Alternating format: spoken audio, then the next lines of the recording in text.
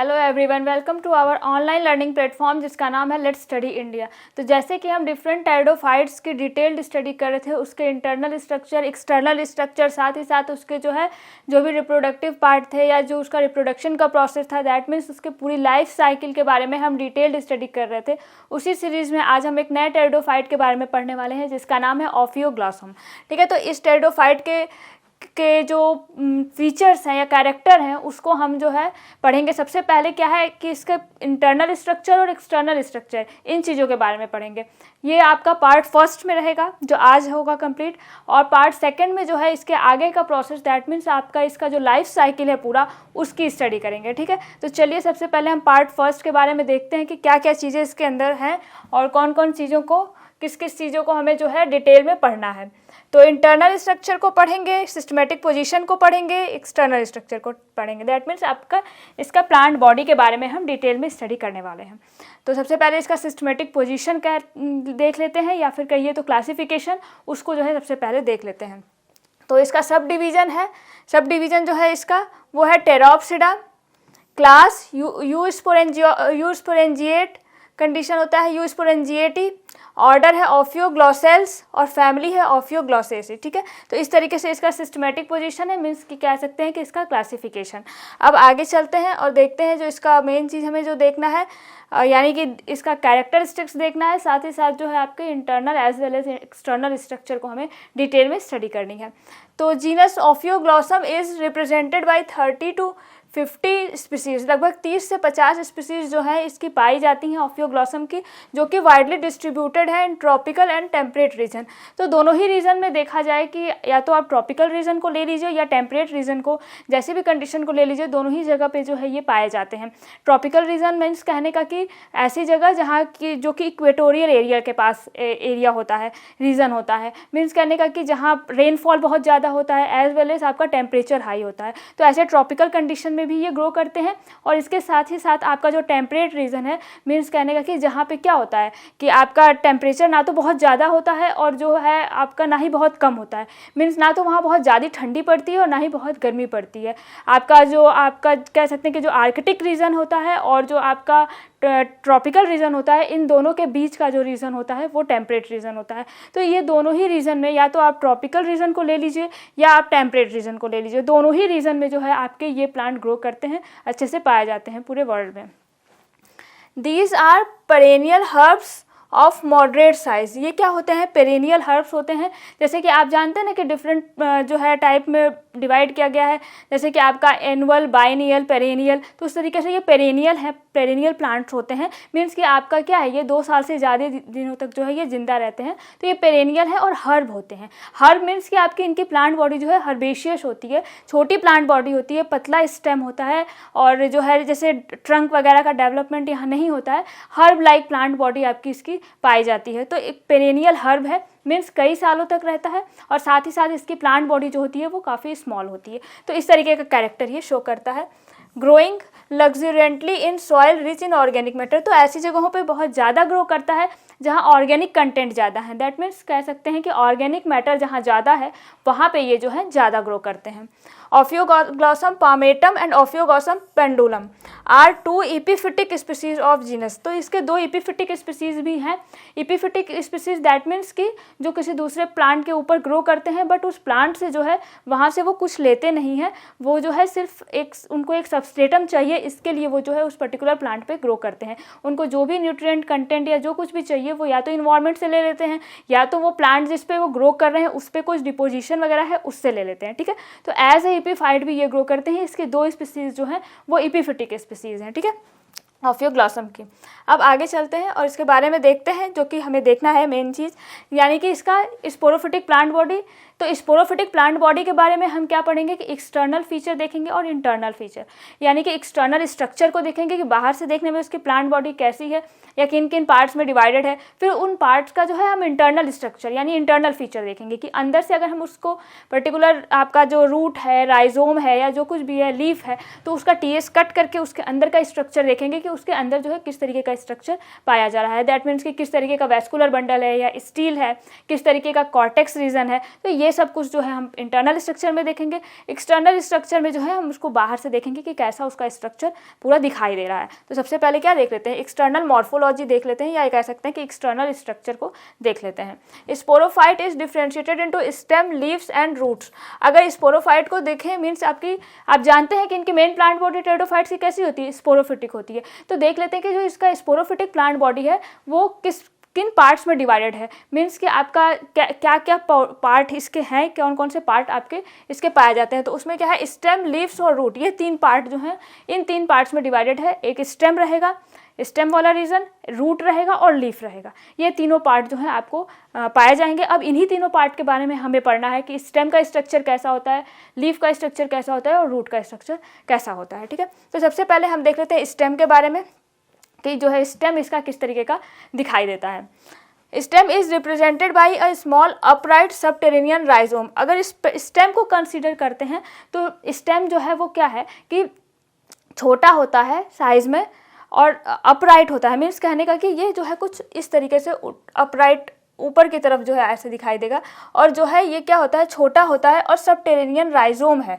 Subterranean rhizome कहने का मतलब कि जो है ये ज़मीन के अंदर पाया जाता है। राइजोम जो भी स्टेम का पोर्शन अगर वो सॉइल के नीचे पाया जा रहा है या ज़मीन के अंदर पाया जा रहा है तो उसको क्या बोलेंगे, उसको राइजोम बोलेंगे। तो इस तरीके से अंडरग्राउंड स्टेम अगर है तो उसको क्या बोलते हैं, राइजोम बोलते हैं। तो ये क्या है, सबटेरेनियन राइजोम है, ज़मीन के अंदर पाए जाने वाले राइजोम जो है वो इसका स्टेम पार्ट जो है वो कुछ उस तरीके का पाया जाता है। ठीक है, but epiphytic species the rhizome is creeping. जबकि एपिफिटिक स्पीसीज को अगर कंसीडर करते हैं मीन्स कि जो दूसरे प्लांट पर एज अ सबस्ट्रेटम जो होता है या दूसरा प्लांट होता है उस पर अगर ग्रो करता है तो उसके अगर हम स्टेम को देखते हैं या राइजोम को देखते हैं तो राइजोम तो होगा नहीं, वहाँ स्टेम होगा, क्योंकि अगर अंडरग्राउंड स्टेम है तो वो राइजोम कहा जाएगा, बट बाहर अगर है वो स्टेम कहा जाएगा।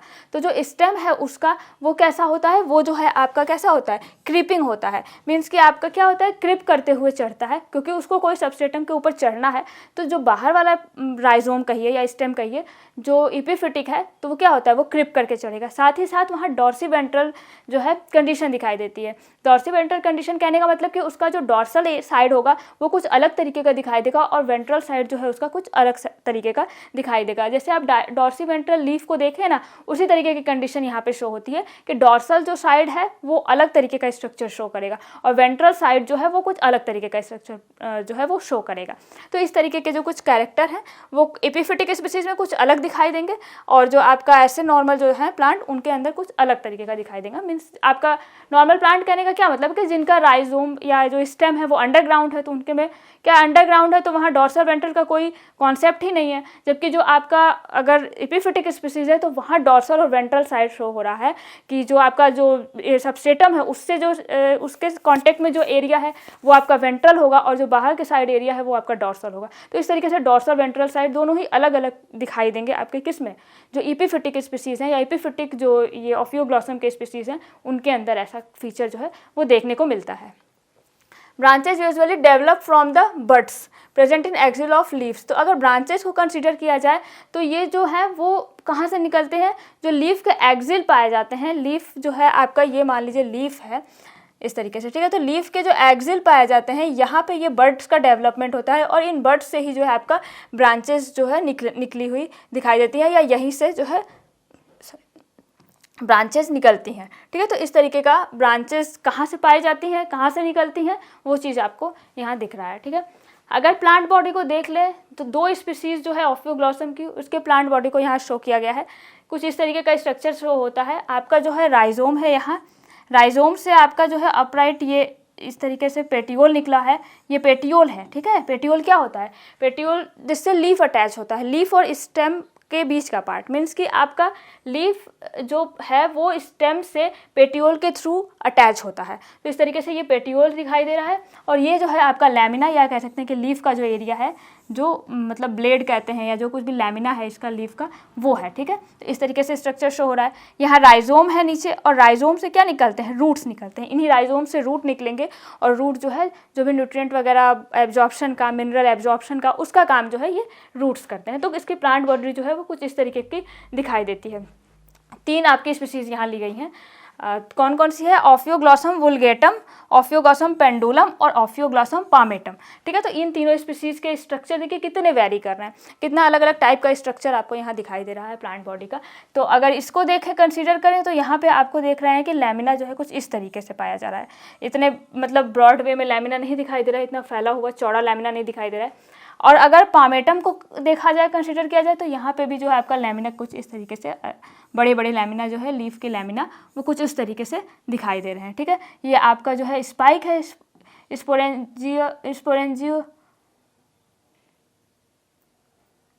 स्पोरेंजियोफोरस स्पाइक। ठीक है, जो मीन्स कि आपको स्पोरेंजिया को बियर किया रहेगा, ये स्पोर बियरिंग ऑर्गन जो है वो आपका जो है ये शो कर रहा है, स्पोरेंजिफेरस स्पाइक। तो कुछ इस तरीके का जो है स्ट्रक्चर आपको यहाँ देखने को मिलता है।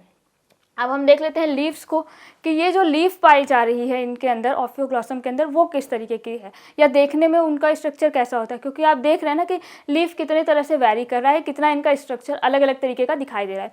तो इस लीफ को देख लेते हैं कि ये कैसा दिखाई देता है। Leaves are borne in irregular spiral succession on stem. अगर लीफ को देखा जाए तो इरेगुलर वे में सक्सेशन में पाए जाते हैं, स्पाइरली अरेंज होते हैं। मीन्स कहने का कि जो स्पाइरल अरेंजमेंट होता है ना, जैसे स्पाइरल कह सकते हैं कि जैसे आपका जो स्प्रिंग होता है स्पाइरल वे में, तो उस तरीके से स्पाइरली अरेंज होते हैं, लेकिन इरेगुलर अरेंज होते हैं। ऐसा नहीं है कि एक जो आपका स्पाइरल इस तरीके से है तो यहाँ है जो लीफ, वहीं फिर ऊपर वहीं पे रहेगा, फिर उसके बाद वहीं पे रहेगा। ये इरेगुलर वे में अरेंजमेंट होगा, बट स्पाइरल जो हो अरेंजमेंट है उसी वे में जो है अरेंजमेंट पाया जाएगा। Most of the species are monophyllous, producing only one leaf in a year. अगर ज़्यादातर मैक्सिमम केस में देखें तो ये जो ऑफियोग्लॉसम के स्पीसीज हैं उनमें मोनोफिलस होती है। मोनोफिलस मीन्स कि एक साल में एक ही लीफ का डेवलपमेंट होगा। तो मैक्सिमम केस में इस तरीके का कैरेक्टर या इस तरीके का फीचर दिखाई देता है लीफ के डेवलपमेंट को लेकर के, वो मोनोफिलस होती हैं। But several tropical species known to produce up to 5 leaves in a year. Exception तो हर जगह है, तो उस तरीके से एक्सेप्शन यहाँ देखने को मिल रहा है कि कुछ जो स्पीसीज हैं जो कि आपके एपिफिटिक स्पीसीज हैं, वहाँ पे आपको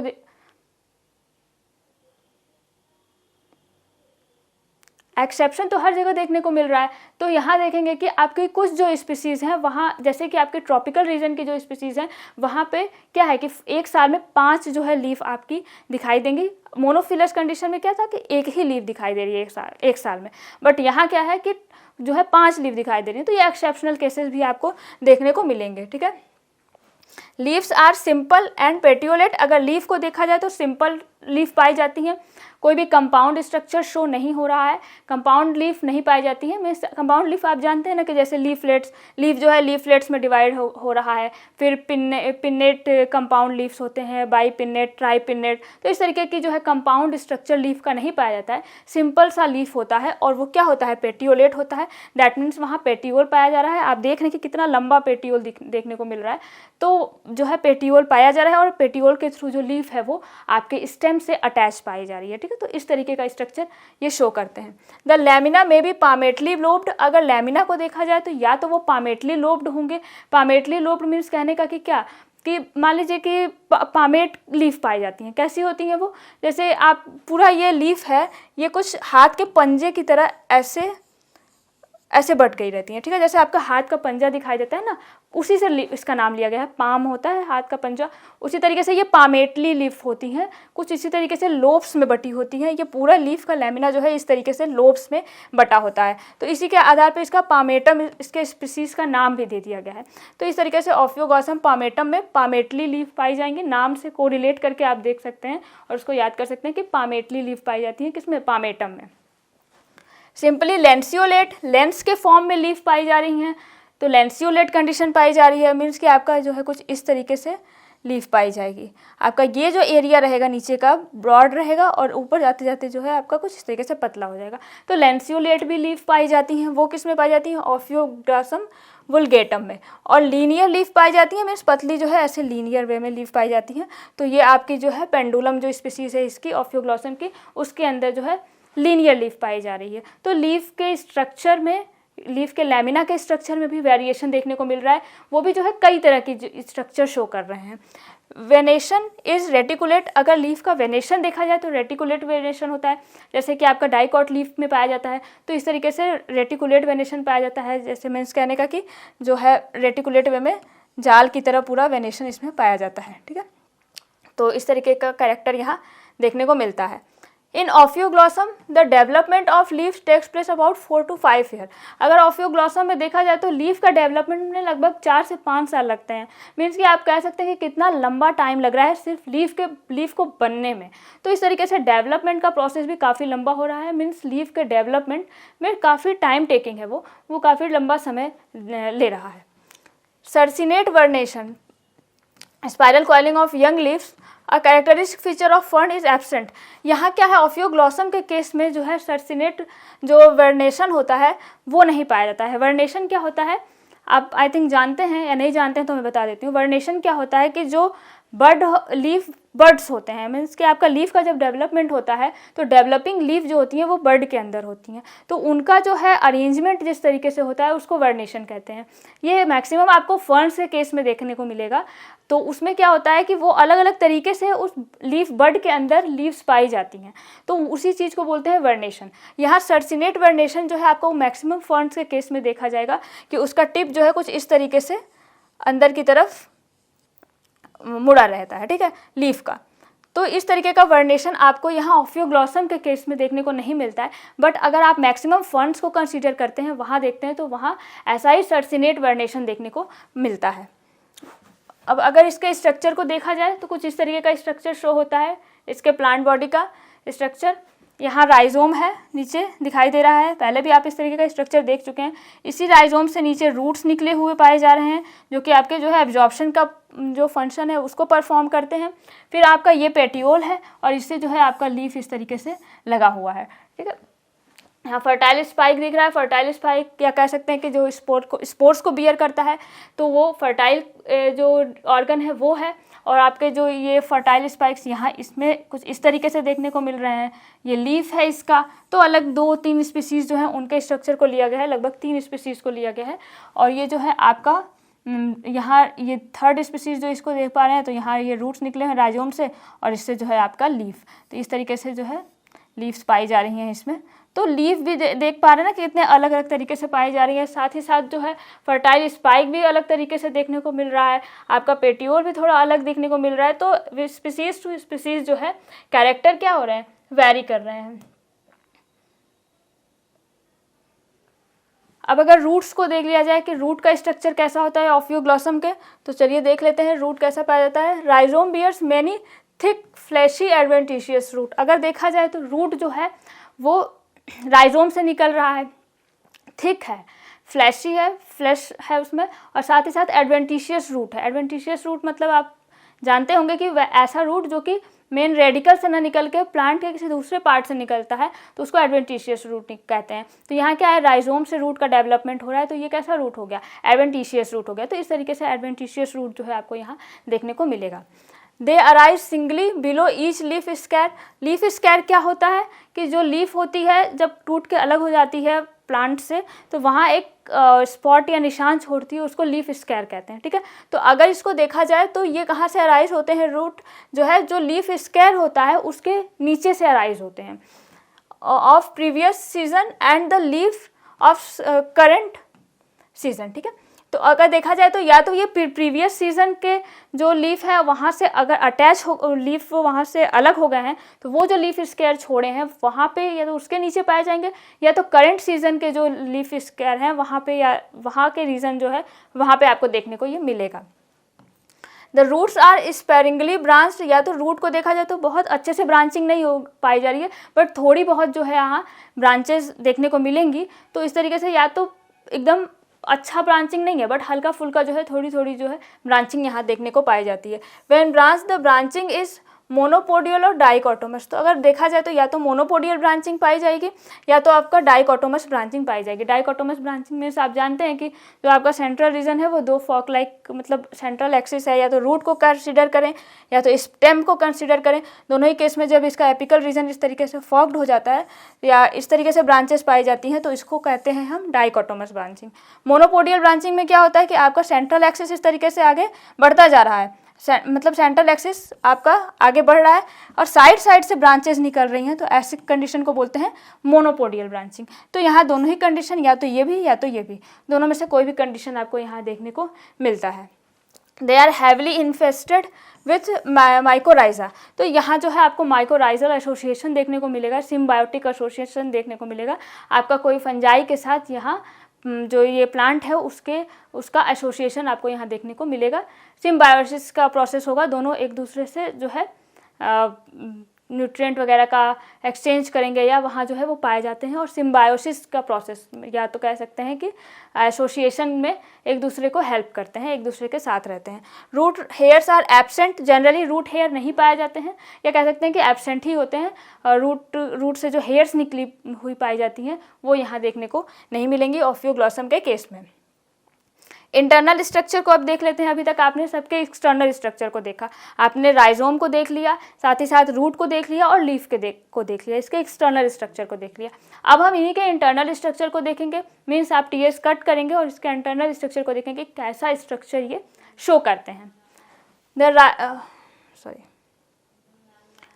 अगर इंटरनल स्ट्रक्चर को कंसिडर करते हैं तो सबसे पहले है आपका राइजोम। तो राइजोम क्या होता है कि देखते हैं, a TS of rhizome is somewhat irregular. तो अगर राइजोम के टीएस को देखा जाए तो वो इरेगुलर शेप में होता है, मीन्स को अगर उसको कट करते हैं तो बाहर से इरेगुलर वे में आपका पाया जाएगा, पूरी तरीके से ऐसे राउंड वे में आपका इसका स्ट्रक्चर नहीं होगा, कुछ इरेगुलर कंडीशन आपको देखने को मिलेगी। In outline due to presence of persistent leaf bases and roots. तो यहाँ क्या होता है कि परसिस्टेंट रूट बेसिस पाई जाती हैं और परसिस्टेंट लीफ बेसिस पाई जाती हैं और रूट्स पाई जाती हैं, इसकी वजह से ये इरेगुलर कंडीशन देखने को मिलता है। होता क्या है कि जो लीफ के जो बेस होते हैं वो यहाँ लगे रहते हैं, और जब लीफ अलग हो जाता है तो ये लीफ बेस यहाँ ऐसे दिखाई देते हैं, इसलिए ये परसिस्टेंट होते हैं, यहीं पाए जाते हैं इस वजह से। और साथ ही साथ यहाँ से रूट निकले होते हैं, इस वजह से जो है आपका इसका स्ट्रक्चर पूरी तरीके से रेगुलर नहीं दिखाई देता है, इरेगुलर वे में आपका दिखाई देता है। लीफ बेस जो होते हैं वो वहाँ पाए जाते हैं। लीफ बेस क्या होते हैं कि लीफ जो है आपका जो स्टेम से जहाँ जुड़ा रहता है, लीफ का वो पोर्शन जो स्टेम से जुड़ा रहता है उसको लीफ बेस कहते हैं। तो वो जो लीफ बेस वहाँ पाया जाता है, और साथ ही साथ आपको वहाँ से राइजोम से क्या है, रूट भी निकले हुए दिखाई देते हैं। तो इस वजह से वो जो स्ट्रक्चर है वो इरेगुलर होता है, मीन्स आपका आउटलाइन जो उसका देखेंगे वो पूरी तरीके से रेगुलर या कह सकते हैं पूरा सर्कुलर ऐसा नहीं दिखाई देता है, इन लीफ बेसेस और रूट्स के होने की वजह से इस तरीके का स्ट्रक्चर शो करता है। It has a distinct epidermis.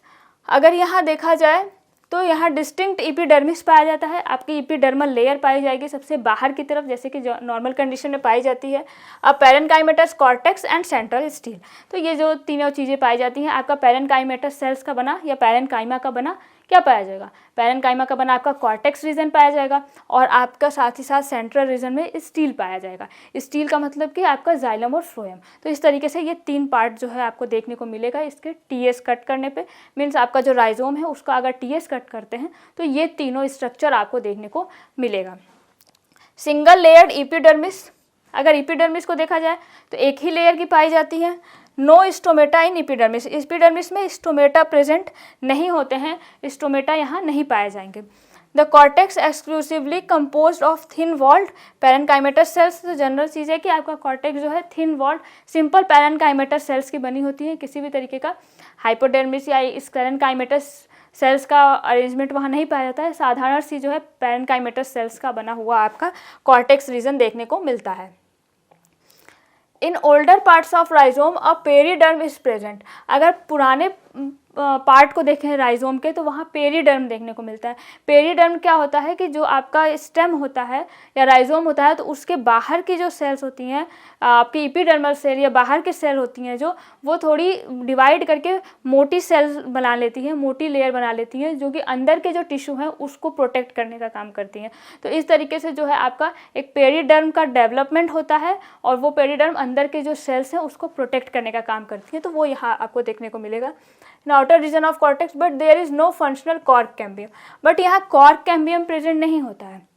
ऐसा जानते हैं ना कि एक आपका सेंट्रल कैम्बियम होता है जो आपका स्टील है वहाँ पे पाया जाता है, जो जाइलम फ्लोएम को कट करता है, और एक कैम्बियम जो होता है वो बाहर के साइड भी पाया जाता है कहीं कहीं, तो वो उसको कहते हैं कॉर्क कैम्बियम। वो जो है वहाँ कट करता है और जो है आपका क्या है वहाँ पे जो पेरीडर्म या इन चीज़ों का फॉर्मेशन करता है और जो है अंदर के टिश्यू को प्रोटेक्ट करने का या कॉर्क का डेवलपमेंट करता है, कॉर्क सेल्स का डेवलपमेंट करता है।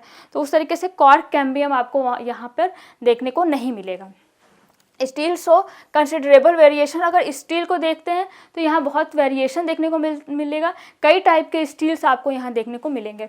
इन younger basal part of rhizome there is protostele, अगर बेसल पार्ट ऑफ राइजोम को देखा जाए तो बेसल रीजन है वहाँ के राइजोम को अगर देखा जाए तो वहाँ प्रोटो स्टील पाया जाता है।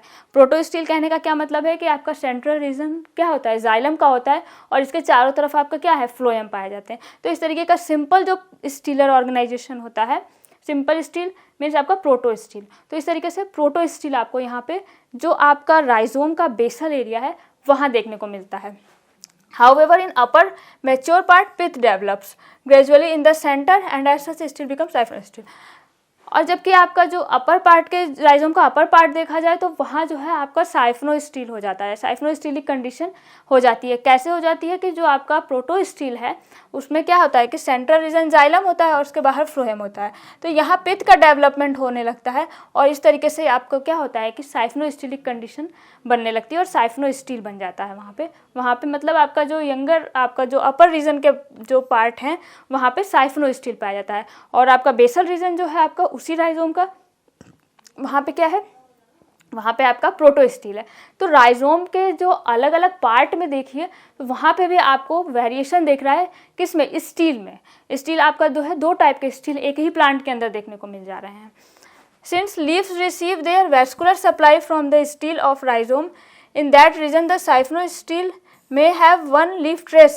अब एक और कंडीशन आ गई, तो ऐसे रीजन जहाँ से लीफ निकले हैं तो वहाँ पे क्या होता है कि लीफ अगर निकले हैं राइजोम से, मान लीजिए ये राइजोम है, यहाँ से लीफ अगर निकले हैं तो यहाँ क्या होता है कि लीफ ट्रेस बन जाता है। लीफ ट्रेस क्या होता है कि ये जो सेंट्रल रीजन है इसके जो वैस्कुलर सिस्टम है या स्टील है उसका ये जो लीफ का स्टील है उससे कनेक्शन के लिए एक जो है ट्रेस बनता है सॉरी लीफ ट्रेस बनता है और उससे जो है आपका वैस्कुलर सप्लाई होती है। कहने का क्या मतलब है कि ये आपका स्टेम है, ठीक है, इसका अपना एक स्टील होगा ना, यहाँ जाइलम और फ्लोएम होंगे और ये जो आपका लीफ है ये कुछ इस तरीके से लगा है, तो इससे जो है आपको इसके तक वैस्कुलर सप्लाई के लिए यहाँ जो है वैस्कुलर सिस्टम पाया जाता है। वो वैस्कुलर सिस्टम जो है आपका क्या होता है, उसी को वही जब ये लीफ कट के अलग हो जाता है तो वहाँ पे ये जो है एरिया छोड़ देता है, उसी को बोलते हैं लीफ ट्रेस। तो यहाँ लीफ ट्रेस होने की वजह से आपको क्या होगा, उस तरीके से एरिया होने की वजह से या उस तरीके से वैस्कुलर सप्लाई होने की वजह से लीव्स में वहाँ पे जो है जो स्टील है वो टूट जाएगा, टूटेगा ना, वो कंप्लीट स्टील नहीं बनेगा क्योंकि वहाँ से जो है आपका लीफ पाया जा रहा है, वहाँ से लीफ अटैच है। तो ऐसे अगर जहाँ लीफ ट्रेस प्रेजेंट हो रहा है तो वहाँ पे स्टील ब्रेक हो जा रहा है। तो ऐसे कंडीशन में साइफनो स्टील में है वन लीफ ट्रेस, अगर वहाँ देखा जाए तो एक लीफ ट्रेस अगर है तो ऐसी कंडीशन को हम क्या बोलते हैं, सोलेनो स्टील। तो अगर यहाँ एक लीफ ट्रेस प्रेजेंट है तो एक ही जगह ब्रेक हुआ है, एक ही जगह से लीफ निकली है, तो ऐसे में इसको हम बोलेंगे सोलेनो स्टील। और जबकि अगर कई सारे लीफ ट्रेस हैं तो ऐसे कंडीशन को डिक्टिव स्टील। अगर मान लीजिए कि कई सारे लीफ ट्रेस हो गए यहाँ पे तो इस तरीके से जो आपका स्टील है सेंट्रल वो ब्रेक हो जाएगा और यहाँ से जो है आपका ये डिक्टिव स्टील बन जाएगा। यहाँ से लीफ ट्रेस है ना, यहाँ लीफ ट्रेस है, ठीक है, यहाँ से लीफ लगे हुए हैं, तो इस तरीके से यहाँ डिक्टिव स्टीलिक कंडीशन बन जाएगी। तो ऐसे देख पा रहे हैं ना कि कितने टाइप के स्टील पाए जा रहे हैं एक ही प्लांट के अंदर। आपको यहाँ प्रोटो स्टीलिक कंडीशन भी देखने को मिल रहा है, साइफनो स्टीलिक कंडीशन भी देखने को मिल रहा है, सोलेनो स्टील कंडीशन भी देखने को मिल रहा है और साथ ही साथ आपको क्या है, डिक्टिव स्टील कंडीशन भी देखने को मिल रहा है। तो आपके एक ही प्लांट के अंदर, एक ही प्लांट के एक पार्ट के अंदर मीन्स आपके राइजोम के अंदर आपको 4 टाइप ऑफ स्टील्स देखने को मिल रहे हैं। तो ऐसा जो है कंडीशन यहाँ पाया जा रहा है। In the latter case, the siphonostele is broken into many small or large crescent shaped मेरी स्टील। तो वही चीज़ है कि जो बाद में क्या होते हैं कि यही जो आपके जो साइफनो स्टील होते हैं ये कई सारे छोटे टुकड़े में टूट जाते हैं, साइफनो स्टील जो जहाँ पाया जा रहा है, और वो जो है मेरी स्टील का फॉर्मेशन कर देते हैं। तो जो ये टुकड़ों में टूट रहे हैं ना, जब ये टूट जाते हैं तो ये जो छोटे होते हैं आपके स्टील, इसको मेरी स्टील कहते हैं जिस तरीके से। तो ये सारे क्या हो गए आपके मेरी स्टील हो गए। इन अ मेरी steel the protoxylem faces inward. तो अगर इनमें देखा जाए तो प्रोटोजाइलम जो है अंदर की तरफ पाए जाते हैं और मेटाजाइलम टुवर्ड्स पेरीफेरी पाए जाते हैं। तो ये इसका स्ट्रक्चर है आपके, जो आपका है ये जो आपका इसका स्ट्रक्चर है, ठीक है। तो कुछ इस तरीके का स्ट्रक्चर शो करता है। यहाँ पे अगर वेस्कुलर सिस्टम को देखा जाए तो ये आपका जो आपके मेरी स्टील्स हैं, छोटे छोटे स्टील, यहाँ जाइलम और ये फ्लोएम, ठीक है। तो इस तरीके से सारे छोटे छोटे बंडल्स में पाए जा रहे हैं इस तरीके से। और जो है आपका यहाँ जो है आपको जो है प्रोटोजाइलम देखने को मिल रहा है और इधर जो है आपको मेटाजाइलम देखने को मिल रहा है। तो इस तरीके का स्ट्रक्चर आपको इसका देखने को मिल रहा है। अब हम अगर इसको देखें तो लीफ के कुछ और चीज़ों को देखते हैं। अब लीफ को देखते हैं। अभी तक आपने देख लिया इसको, राइजोम को। अब लीफ को देखते हैं कि लीफ का जो है कैरेक्टर कैसा होता है या लीफ का इंटरनल स्ट्रक्चर किस तरीके का दिखाई देता है। तो लीफ में सबसे पहले हम देख लेते हैं लैमिना को। लैमिना क्या होता है कि जो लीफ होता है, ये लीफ है, तो इसका जो ये पोर्शन है, जो बाहर का एरिया है, इसको बोलते हैं हम लैमिना। तो इसी लैमिना के बारे में देखेंगे कि इसका कैसा स्ट्रक्चर है या कैसा दिखाई दे रहा है internal structure. The leaf is isobilateral. तो अगर लीफ को देखा जाए तो आइसोबाइलेटरल है, मीन्स कि आपका दोनों साइड जो है वो एक ही जैसा है। मीन्स आपका स्पॉन्जी पैरेन्काइमा, या तो स्पॉन्जी पैरेन्काइमा के बने होंगे सारे जो आपका मेसोफिल सेल्स हैं, वो या तो ये स्पॉन्जी पैरेन्काइमा के सिर्फ बने होंगे या तो फिर आपका पैलिसेड पैरेन्काइमा के सेल्स के बने होंगे। दोनों टाइप ऑफ सेल्स, मतलब कि जो दोनों तरह का सेल्स होता है, स्पॉन्जी पैरेन्काइमा और पैलिसेड पैरेन्काइमा, दोनों ही नहीं पाया जाएगा, दोनों में से कोई एक पाया जाएगा। तो ऐसे में क्या है, आइसोबाइलेटरल कंडीशन होती है। Consist of spongy mesophyll. तो यहाँ क्या होता है कि सिर्फ स्पॉन्जी मेसोफिल सेल्स पाई जा रही हैं। अगर दोनों में से कोई एक पाया जा रहा है तो उसको वो क्या हो जाएगा, वो आपका हो जाएगा आइसोबाइलेटरल leaf.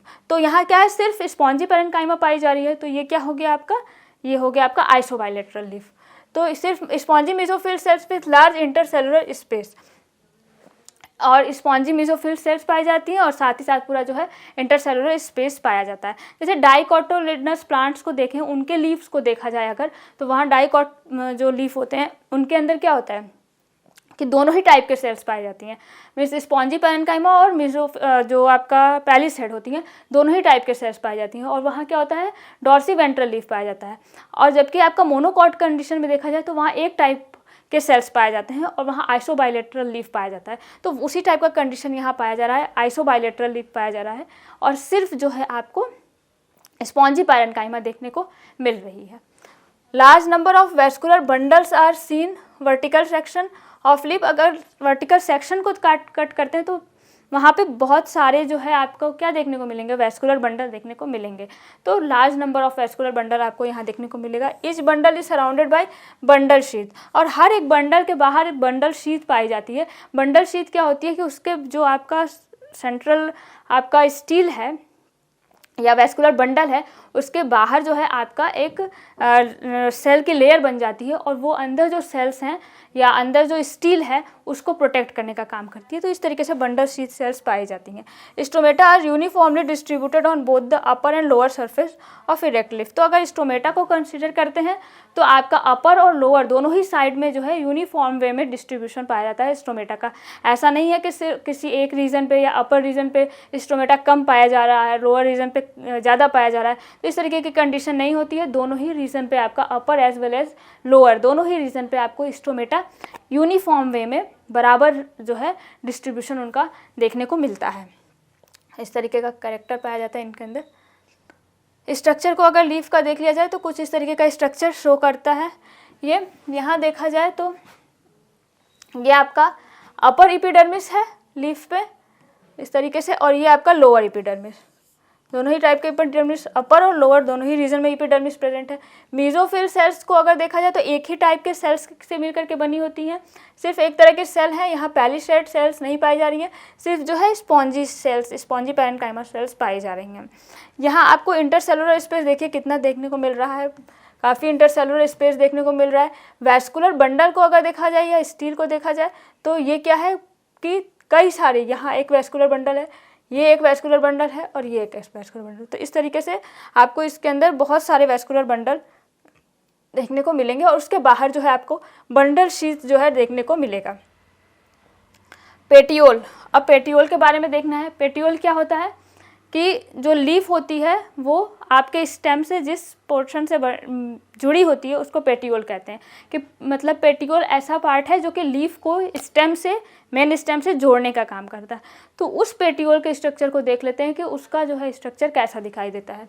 Epidermis single layer thick walled, अगर एपिडर्मिस को देखा जाए तो वो एक ही लेयर की बनी होती है और थिक वॉल्ड होती है, मतलब उसकी वॉल जो होती है एपिडर्मिस की वो मोटी होती है। Ground tissue is parenchymatous, simple parenchymatous cells के बना हुआ ग्राउंड टिश्यू होता है। नॉर्मल सी सेल्स होती हैं, कोई भी स्क्लेरेनकाइमेटस सेल्स का फॉर्मेशन नहीं पाया जाता है। सिंपल पैरेनकाइमेटस सेल्स यहाँ देखने को मिलेंगे। Cell of outer layer of ground tissue contain chloroplast, अगर ग्राउंड टिश्यू के आउटर लेयर की सेल्स को देखा जाए तो वहाँ जो है आपको क्लोरोप्लास्ट देखने को मिलेगा। क्लोरोप्लास्ट देखने को मिलेगा मीन्स वहाँ पे फोटोसिंथेसिस का प्रोसेस होगा। The leaf receive single vascular strand which branch repeatedly enter the petiole, अगर देखा जाए तो लीफ में जो है सिंगल आपका क्या देखने को मिलेगा, वेस्कुलर स्ट्रैंड मिलेगा और जो है रिपीटेटिव ब्रांचिंग पाई जाएगी जब वो पेटियोल में एंटर करता है। तो इस तरीके से जो है स्ट्रक्चर देखने को मिलता है।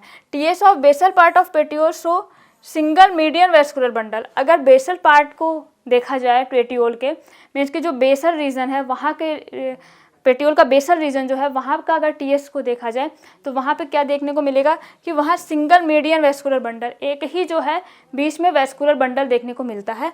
There are many bundles in upper part of petiole, और जबकि उसके जो पेटियोल का अपर पार्ट है, ऊपर का पार्ट है, वहाँ पे क्या होता है कई सारे वेस्कुलर बंडल देखने को मिलते हैं। तो यहाँ वेस्कुलर बंडल में आपको बहुत वेरिएशन देखने को मिल रहा है, चाहे आप लीफ को देखें, राइजोम को देखें और या तो आपको पेटियोल तक को देखें तो वहाँ पर भी आपको वेस्कुलर बंडल में वेरिएशन देखने को मिल रहा है। Arrange in C shaped arc, और ये जो वेस्कुलर बंडल पाए जा रहे हैं कई सारे वो सी शेप्ड आर्क में पाए जा रहे हैं। कुछ इस तरीके से सी शेप्ड आर्क में आपको वेस्कुलर बंडल देखने को यहाँ पे मिलेगा। जैसे कि इस स्ट्रक्चर को कंसीडर करिए, देखिए कैसा दिखाई दे रहा है। ये आपका स्ट्रक्चर है टीएस ऑफ पेटियोल, तो कुछ इस तरीके का स्ट्रक्चर शो कर रहा है यहाँ पे। यहाँ आपका ये वेस्कुलर बंडल्स हैं, क्या है कई सारे वेस्कुलर बंडल हैं और ये सी शेप में पाए जा रहे हैं ना। तो इस तरीके से कई सारे वेस्कुलर बंडल देखने को मिल रहे हैं। जाइलम और फ्लोएम, ये जाइलम है आपका और ये फ्लोएम है। तो इस तरीके से वेस्कुलर बंडल जो कि पूरी तरीके से ग्राउंड टिश्यू में अंदर पाए जा रहे हैं, एम्बेडेड है। तो इस तरीके का स्ट्रक्चर, ये पार्ट ऑफ लेमिना है जो कि आप पहले भी देख चुके हैं कि लेमिना में जो है आपके लीफ में कैसा स्ट्रक्चर पाया जाता है। तो एक बंडल वेस्कुलर बंडल को लेकर के दिखाया गया है कि आपका यहाँ बंडल शीथ प्रेजेंट है, सेंट्रल रीजन पे आपका जाइलम फ्लोएम प्रेजेंट है और इस तरीके से आपका स्ट्रक्चर जो एक ही वेस्कुलर बंडल को लेकर के उसके स्ट्रक्चर को दिया गया है। तो इस तरीके का कुछ स्ट्रक्चर आपको देखने को मिलेगा। अब रूट को देख लेते हैं कि रूट का इंटरनल स्ट्रक्चर कैसा है। मीन्स आपको रूट का टीएस कट करते हैं तो उसके अंदर किस तरीके का स्टील प्रेजेंट है, किस तरीके का ग्राउंड टिश्यू प्रेजेंट है, या एपिडर्मिस, साथ ही साथ एपिडर्मिस कैसा है, तो वो सब कुछ हम देख लेते हैं। TS of root shows a single layer of epidermis, अगर रूट के टीएस को देखते हैं तो एक ही लेयर की एपिडर्मिस पाई जाती है, सिंगल लेयर की बनी हुई एपिडर्मिस पाई जाती है and a broad cortex and central stele. तो जो रीजन्स पाए जा रहे हैं उसी तरीके का जो है स्ट्रक्चर शो हो रहा है। आपका एपिडर्मिस है, कॉर्टेक्स है और स्टील है, यही तीनों पोर्शन से मिलकर के मैक्सिमम चीज़ें बनी हुई हैं। तो ये जो है आपका इस तरीके का स्ट्रक्चर देखने को मिल रहा है। Epidermis made up of compactly arrange cells with suberized outer wall. तो एपिडर्मिस को अगर देखा जाए तो वो कॉम्पैक्ट अरेंजमेंट ऑफ सेल्स होती है। सेल्स जो है बहुत ही एक दूसरे के पास कॉम्पैक्ट वे में अरेंज है और जो है उसके बाहर सुबेरिन की जो है लेयर पाई जाती है, एक कवरिंग पाई जाती है, एक प्रोटेक्शन का काम करती है और जो एपिडर्मिस है उसके बाहर की साइड पाई जाती है। Cortex consist of parenchymatous cells, cortex किसका बना रहता है, सिंपल पैरेनकाइमेटस सेल्स का बना होता है और ये पैरेनकाइमेटस सेल्स जो है उसमें ग्राउंड टिश्यू का डेवलपमेंट करती हैं या आप कह सकते हैं कि कॉर्टेक्स का डेवलपमेंट करती हैं। Some of the cell of outer layer of cortex contain endophytic mycorrhiza, कुछ जो है आपका आउटर लेयर कॉर्टेक्स का आउटर लेयर जो है बाहर के साइड जो है कॉर्टेक्स का एरिया, वहाँ पे एंडोफिटिक माइकोराइजा देखने को मिलते हैं। एंडोफिटिक माइकोराइजा मीन्स कि आपका जो है फंजाई जो होंगे वो उस प्लांट के अंदर पाए जाएंगे। एंडोफिटिक, एंडो मीन्स अंदर और फिटिक मीन्स प्लांट के अंदर, तो उसके प्लांट के अंदर आपको रूट के अंदर देखने को मिलेगा कि वहाँ जो है फंजाई पाए जाएंगे और वहाँ माइकोराइजल एसोसिएशन आपको देखने को मिलेगा इसके अंदर। The cell cells in inner region of cortex contain starch grain, और जबकि बाहर तो आप देख पा रहे हैं कि वहाँ कुछ इस तरीके का अरेंजमेंट है, माइक्रोराइजल एसोसिएशन पाया जा रहा है, और जबकि अंदर जो आपका अंदर का रीजन जो ग्राउंड टिश्यू या कॉर्टेक्स का है वहाँ पे आपको स्टार्च ग्रेन देखने को मिलेगा। स्टार्च का डिपोजिशन पाया जाता है उस अंदर के ग्राउंड टिश्यू के इंटरनल पार्ट के अंदर। एंडोडर्मिस विथ कैस्पेरियन स्ट्रिप, अगर एंडोडर्मिस को कंसीडर करें तो वहाँ कैस्पेरियन स्ट्रिप पाए जाते हैं एंडोडर्मिस के अंदर। ये कैस्पेरियन स्ट्रिप क्या है कि जो वाटर वगैरह या न्यूट्रिएंट है उसके सप्लाई या ट्रांसपोर्ट में अपना इंपॉर्टेंट रोल प्ले करते हैं। स्टील शो कंसिडरेबल वेरिएशन, अगर यहाँ पे भी स्टील को देखा जाए रूट के अंदर भी तो यहाँ पे भी वेरिएशन देखने को मिलेगा। क्या वेरिएशन देखने को मिलेगा वो देख लेते हैं। इट मे बी मोनार्क, हो सकता है कि मोनार्क कंडीशन हो। मोनार्क कंडीशन में क्या होता है कि आपका सेंट्रल जो जाइलम रीजन है वो पाया जाता है इस तरीके से, और इसके बाहर जो है आपका फ्लोएम पाए जाते हैं इस तरीके से। तो मोनार्क कंडीशन, एक ही आर्क में जाइलम प्रेजेंट है, किसमें देखने को मिलेगा, ऑफियोग्लॉसम वुल्गेटम में। या डाई आर्क कंडीशन देखने को मिलेगा, किसमें मिलेगा, ऑफियोग्लॉसम फाइब्रोसम में। क्या होता है डाई आर्क कंडीशन, ये जो जाइलम है ये 2 आर्क में आपको देखने को मिलेगा इस तरीके से। तो यहाँ 2 आर्क देखने को मिल रहा है ना, ये एक ये आर्क हो गया, एक ये आर्क, तो डाई आर्क कंडीशन देखने को मिल रही है। डाई आर्क पाया जा रहा है। ट्राई आर्क और टेट्रार्क, ट्राई आर्क या और tetrarch stele xylem groups are separated from each other by intervening phloem cells. तो ट्राई आर्क कंडीशन भी, अगर यहाँ एक और आर्क बन गया तो ये ट्राई आर्क कंडीशन पाया जाएगा, या टेट्रार्क कंडीशन पाया जाएगा जहाँ 4 आर्क प्रेजेंट होगा, और इन सब के बीच में जो है आपका क्या फ्लोएम पाए जाएंगे जो आर्क्स हैं उनके बीच में। और कुछ इस तरीके का स्ट्रक्चर होता है आपका रूट का। मतलब आपको आर्क जो जाइलम का अरेंजमेंट है वो रूट के अंदर भी कई तरीके का देखने को मिलेगा। मोनार्क कंडीशन, आपका diarch, triarch, tetrarch, इस तरीके की कंडीशन देखने को मिलेगी। अगर यहाँ सिंपल आपको देखें मोनार्क कंडीशन दिखाई जा रही है रूट की, वो कैसी दिखाई देती है, तो वो कुछ इस तरीके की दिखाई देती है। आपका जो है सबसे बाहर क्या होगा, एपिडर्मिस होगा ना। फिर उसके बाद यहाँ फंगल हाइफी दिखने को मिल रहा है, जो आउटर कॉर्टेक्स रीजन है वहाँ माइक्रोराइजल एसोसिएशन पाया जाता है, तो वहाँ फंगल हाइफी देखने को मिल रही है। फिर आपका इनर कॉर्टेक्स में आपको यहाँ स्टार्च ग्रेन्स पाए जाएंगे, और ये आपका वैस्कुलर सिस्टम है या वैस्कुलर बंडल है जिसमें आपका जाइलम और फ्लोएम का अरेंजमेंट पाया जाएगा। यहाँ एंडोडर्मिस होगा, एंडोडर्मिस में कैस्पेरियम स्ट्रिप पाई जाएगी जिसके थ्रू आपका जो सप्लाई है न्यूट्रिएंट वाटर इनका सप्लाई जो है वो होता है। तो वो कुछ इस तरीके का स्ट्रक्चर पाया जाता है। एक सिंपल जो रूट का स्ट्रक्चर है मोनार्क कंडीशन की रूट का स्ट्रक्चर वो कुछ इस तरीके का दिखाई देता है। अब हम देखते हैं कि जो डिफरेंट टाइप के स्टील्स दिखाई दे रहे थे उनको देख लेते हैं। मीन्स आपका मोनार्क, डाई आर्क और ट्राई आर्क, जैसा कि मैंने बताया कि कैसा स्ट्रक्चर होता है। अगर देखा जाए मोनार्क कंडीशन में तो वो कुछ इस तरीके से जाइलम है और फ्लोएम है, ठीक है। तो सिंपल वे में एक ही आर्क का बना जाइलम और फ्लोएम पाया जा रहा है। डाई आर्क कंडीशन आपको देखने को मिल रहा है, यहाँ देखने को मिल रहा है ना, यहाँ 2 आर्क में प्रेजेंट है। एक ये इस तरीके से आर्क है आपका जाइलम का, और ये इस तरीके से, तो डाई आर्क कंडीशन देखने को मिल रही है। दो जो है आपका आर्क है, साथ में आपका बीच में सारा पूरा एरिया जो है इंटरवेनिंग रीजन में फ्लोएम भरा हुआ है। ट्राई आर्क कंडीशन देखने को मिल रही है, यहाँ क्या है 3 आर्क में जो है आपके जाइलम प्रेजेंट है, 3 आर्क है यहाँ पे प्रेजेंट है। तो इस तरीके से देख पा रहे हैं ना किस तरीके से अरेंजमेंट है इनका। तो और यहाँ पूरा बीच में जो है आपका फ्लोएम है और बाहर एंडोडर्मिस है, ठीक है। तो इस तरीके से आपका स्ट्रक्चर देखने को मिल रहा है। तो यहाँ स्टील के केस में वेरिएशन देखने को मिल रही है आपके रूट के अंदर। तो इस तरीके से आपने इसके बारे में पढ़ा, ऑफियोग्लॉसम का जो है स्ट्रक्चर, स्पोरोफिटिक प्लांट बॉडी के बारे में। अब नेक्स्ट क्लास में हम इसका देखने वाले हैं लाइफ साइकिल, मीन्स इसकी साइकिल कैसे चलती है, इसका रिप्रोडक्शन का प्रोसेस, स्पोरोफिटिक जो है आपका बॉडी तो आपने देख लिया। अब जो है साथ ही साथ आप में देखेंगे स्पोर्स का फॉर्मेशन या स्पोर्स के बारे में, गैमेटोफिटिक प्लांट बॉडी के बारे में, फिर आपका फर्टिलाइजेशन कैसे होता है, ये सब कुछ जो है आप अगले क्लास में डिटेल में देखने वाले हैं। तो आज के लिए बस इतना है। थैंक यू सो मच, आप सबका बहुत बहुत धन्यवाद।